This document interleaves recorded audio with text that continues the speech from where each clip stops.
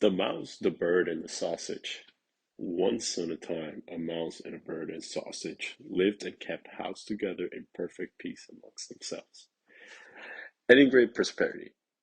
It was the bird's business to fly to the forest every day and bring back wood. The mouse had to draw the water, make the fire, and set the table, and the sausage had to do the cooking. Nobody is content in this world. Much will have more.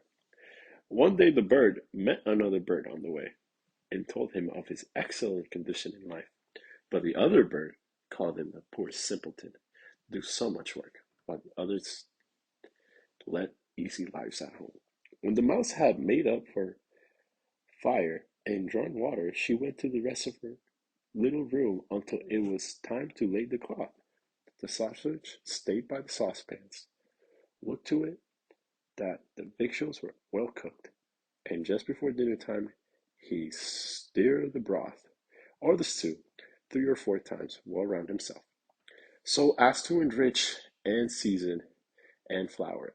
Then the bird used to come home and lay down his load, and they sat down to the table. And after a good meal, they would go to bed and sleep to feel till the next morning. It really was a most satisfactory life. But the bird came to the resolution next day never again to fetch wood.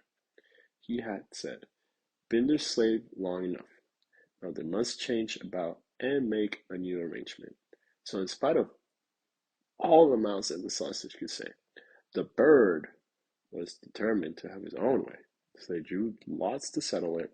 It fell so that the sausage was fed wood, the mouse was to cook, and the bird was to draw water. Now see what happened. The sausage went away after the wood, the bird made up the fire, and the mouse put on the pot.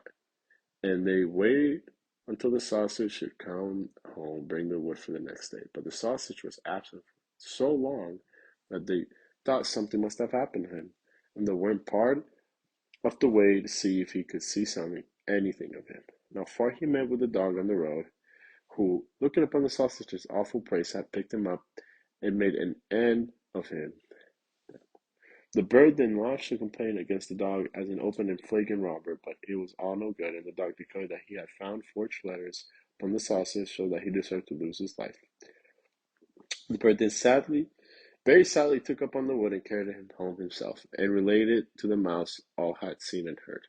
They were both very troubled, but determined to look on the bright side of things, and still to remain together, and so the bird laid the cloths, and the mouse prepared the food, and finally got into the pot, as the sausage used to do, to stir and flour the broth. But then she had to part with the fur and skin, and lastly with life. And when the bird came to dish up the dinner, there was no cook to be seen, and he turned over to the heap of wood and looked, but the cook never appeared again. By accident the wood caught fire, and the bird hastened to fetch the water, put it out, but he let fall the bucket in the well, and himself after it, as he cannot get out again. He was obliged to be drowned. Jesus